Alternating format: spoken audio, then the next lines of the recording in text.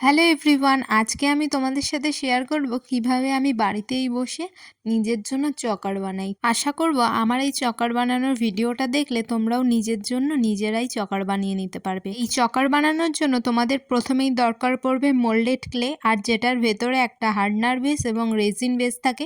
দুটোকেই ভালো করে পাউডার দিয়ে মিশিয়ে নিয়ে তারপর কিন্তু তোমরা এরকমভাবে যে কোনো শেপের চকার বানিয়ে নিতে পারো। আর এদিকে আমি কথা বলতে বলতে আজকে একটা অপরাজিতা ফুল বানিয়ে নিয়েছি, আর সাইডে অরিজিনাল ফুল রেখেই আমি রং করছিলাম যাতে আমার রং করাতে কোনো ভুল ত্রুটি না হয়।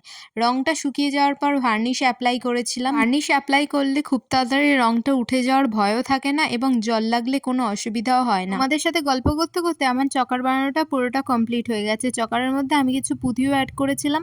আজকের মিনি ব্লগটা এ পর্যন্ত। ভিডিও ভালো লাগলে লাইক করে দিও, চ্যানেলে নতুন হলে চ্যানেলটাকে সাবস্ক্রাইব করে নিও। সকলে ভালো থেকো, সুস্থ থেকো। টাটা আজকের জন্য।